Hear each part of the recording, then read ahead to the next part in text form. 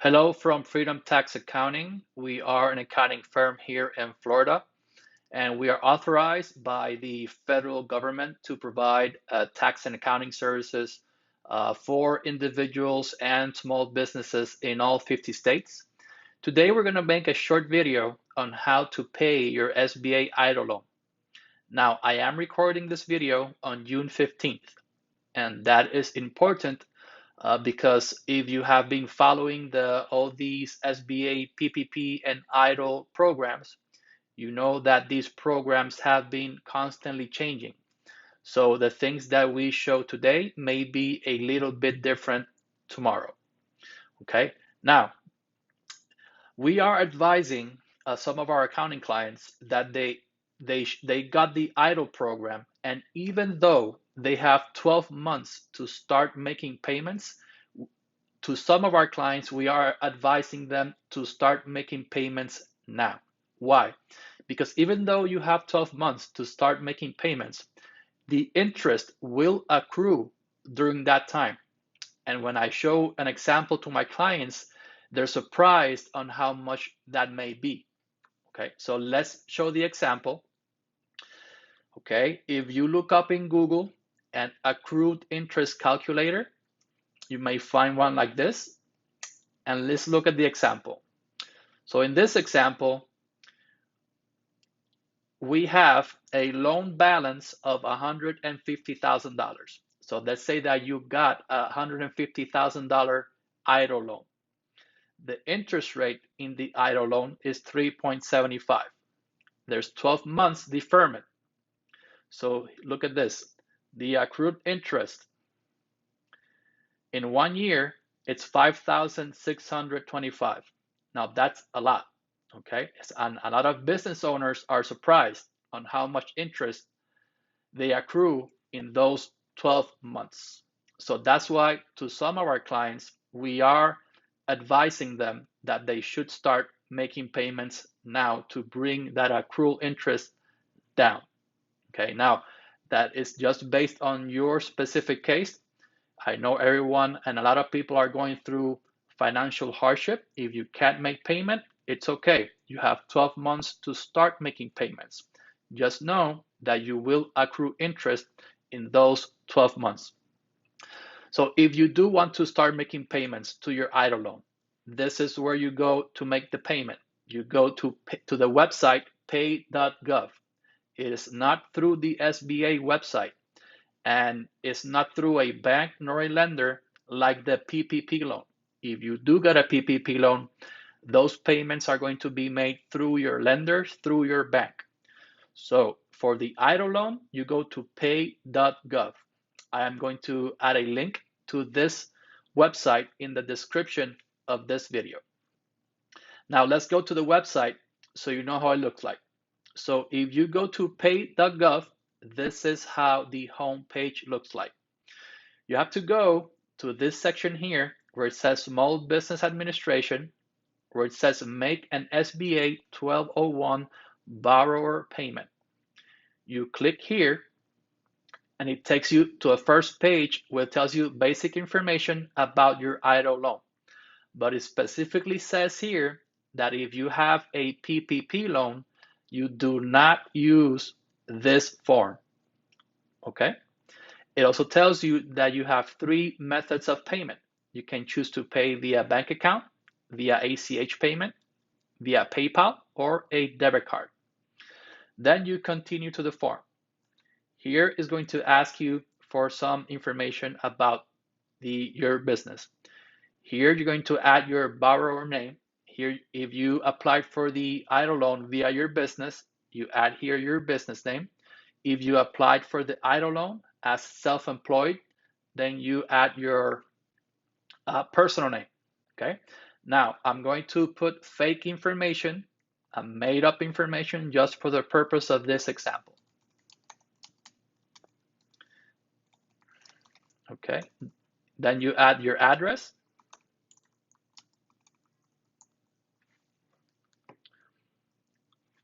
Okay. And then here you're going to add your SBA loan number. Now here's where a lot of people have a little bit of confusion, because when you log in to your SBA portal online, this is your SBA portal online, there's a number here that says application number. This is not your SBA loan number. Once again, this is not your SBA loan number. The SBA loan number, you will find it on your SBA closing documents that you signed. Now, if you don't have a copy of those closing documents, you can go here where it says sign closing documents and click view. This will download a copy of your closing documents. And when you see the closing documents, this is what they look like. This number here, which is on your top left, this is your SBA loan number. This number will be on the top left of every page. So if you see the second page, here is going to say SBA loan number, and the number that's here, that's the SBA loan number, which you will have to add here, okay? So once again, I am going to add a made up number, okay? And here you're going to add the amount you want to pay. Let's say that you want to pay $500. You click continue. Here it is going to confirm the amount you want to pay. You click OK. And now it's going to ask what payment method you're going to use. You have bank account, PayPal account, or debit card. For this example, I'm going to choose bank account. You click next. Here you can choose your payment date. If you click earliest payment, it'll automatically pop up the earliest available date you can make the payment, or you can choose to make payment on a later date. Okay, I am a little surprised that as in this portal as of today, they do not have the auto payment option where you can just set up automatic payments monthly and it'll automatically debit the account. They don't have that option yet, but that may change in the future, okay? This is here, you choose your account type. Here you add a routing number. And once again, this is made up. And you just add an account number.